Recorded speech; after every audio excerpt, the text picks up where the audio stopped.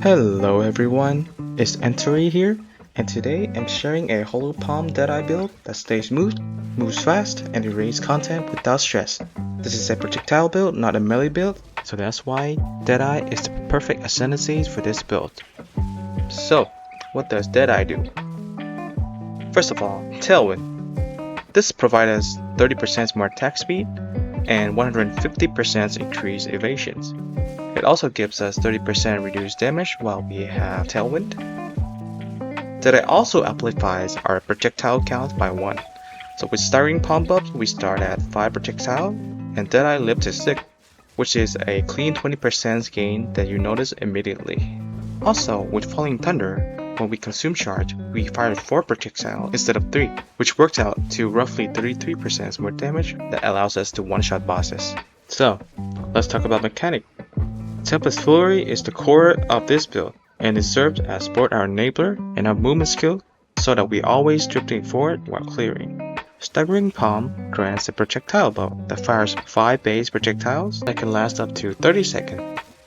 So, how do you play this build? First, you want to tap your Staggering Palm at the monster pack until it reaches 30 seconds, and then just Tempest Flurry as you drift forward and clear the packs. So once the 30 second is over, you can just simply use Staggering Palm again and build up the buff and just keep going. For bossing, I simply hold down the Tempest Flurry and let it build up combo stack. Once the combo reaches around 50 to 100, you can press Hand of Cholula to gain power charges and apply sniper marks. After that, use Mantra of Destruction to gain extra chaos damage and then finish off with Falling Thunder. If the boss survives, you can just repeat this process till die.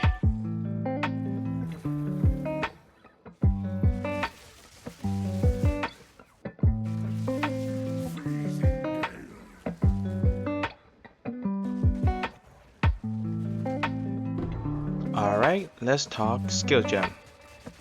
For Tempest Flurry, I use Rapid Attack 2, Crescendo 2, Rage 3, and Brickboard Ferocity for attack speed. And since Tempest Flurry is not our main damage dealer, the downside, our Brickboard Ferocity does not affect us. And lastly, we use Efficiency 2 for less skill cost. For Staggering Palm, I use Nova projectiles so you can shoot out extra 4 projectiles. Next, I use Stun 2 so it can build up stun more quickly since you need to do a heavy stun in order to gain the buff. Next, I use Ricochet 2 so that your projectile can bounce off the walls and obstacles, increasing your clear speed. Next, I use Armor Break 3 so you can break armor with Staggering Palms and projectiles, also gaining endurance charge. Lastly, I use Stoicism 2 so you can gain 2% more damage up to 20% for each second you have not been using your dodge roll or travel skill. And since we only use Tempest Flurry to travel, this is a straight up increase our damage without any downside. For Falling Thunder, I'm using basic critical and damage setup. You can also use Rakiata Flow instead of Elemental Focus here for a tremendous amount of DPS. For me, that is currently too expensive, so let's talk Spirit Gem. So the first Spirit Gem I use is Ghost Stance with compressed durations. This is for my energy recovery. You could also stock it in Clarity 1 for some mana regen here. Next, I use Wind Dancer here for some extra evasions and some utility from Gale Force. You can stock it in Cooling Strike and Pin with Magnify Area 2, and the rest is up to you. The last and most important persistent aura is Charge Regulations. It continuously rewards us for consuming charges by giving us critical hit chance, more defenses, and additional skill speed. And we are constantly consuming 3 types of charge. So we gain Endurance Charge from breaking armors from Staggering Palm projectile, we gain Frenzy Charge from consuming Sniper Mark, and we gain Power Charge from consuming Combo. So we can maintain all 3 types of charge at once.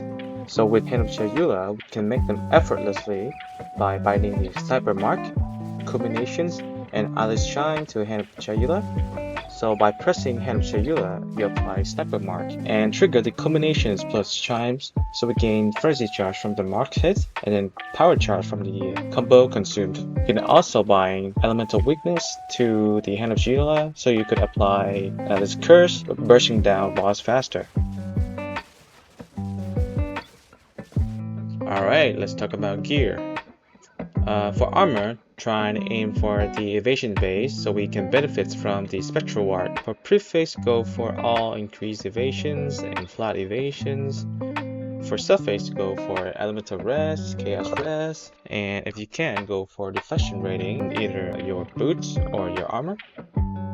For your helmet, go for the energy shield base so we can benefit from the mask. For prefix, go for increased energy shield or flat energy shield, hybrid energy shield prefix. And for suffix, go for elemental rest or a hybrid elemental rest with chaos rest. And the last one, you could get either critical hit or increased rarity. Okay, for the clubs, try to get triple attack for prefix. And if you can have 2 socket, then it is worth to have the increased effect per socket. If you don't, go for increased critical hit chance or critical damage bonus. And if you are really rich, you can go for +2 level of melee gem. For the socket runes, go for the talisman of Sirius or Sirius. Yeah, I know this is very expensive, but it is the best options we have right now. For the boots, go for the evasion base so you can have more attack speed. For the prefix, go for increased evasions, flat evasions, or hybrid between increased evasions and life mana. Movement speed here is a secondary since we're only moving by Tempest Flurry. For suffix, go for elemental rest or chaos rest or a combination of both. If you have 2 socketed, then go for increased effect of socketed runes. If not, then just go for another rest or increased rarity. For the belt, go for the ingenuity budget option like me, or you can go for the darkness and throne. This item gains source from socketed items as though it was a glove, and then socket in the talisman of Sirius, which is the better options. For the ring, you can go for the double bridge ring with triple attack mods on the prefix and elemental resistance on suffix, with one ring having the leech attack damage as mana. So you can check out my crafting video on how to craft a bridge ring for endgame. For the amulet, you can get any base you want. Personally, I choose the increased rarity found to increase my loot. For the prefix, you can go for increased global defense, increased evasions rating, or increased energy shield. Lastly, you can go for increased rarity of items found or +2 spirit. For suffix, you can go for increased critical hit chance, increased critical damage bonus, or +3 to the level of melee gem. Alright, here's the passive skill tree. So basically, you guys want to take increased attack speed, increased evasions rating, increased energy shield, increased critical hit chance, and critical damage bonus. And of course, Walker of the Wild so you can get mana leech from elemental damage, and of course, hollow palm technique.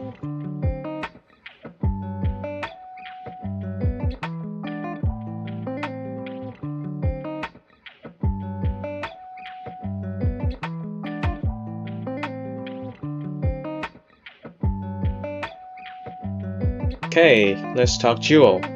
For Jewel, you want to get one Heart of the Well with 4 of these mods, which I will leave the link in the description below. Next, you want to get the From Nothing diamonds. The passive and radius of Walk of the Wilds can be allocated.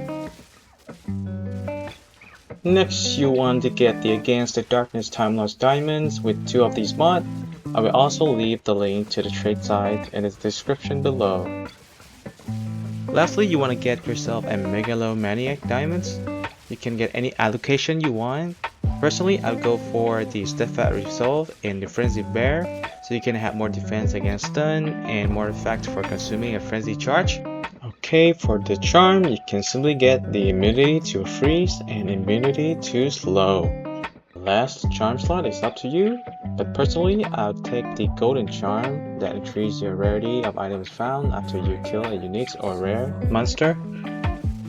Alright, that's a wrap for my super speed Deadeye build. I hope you guys like it. If this build made your math feel like calmer, faster, drop a like, sub if you want more PoE2 content, and tell me what you want to see next. So stay well, and I'll see you in the next one.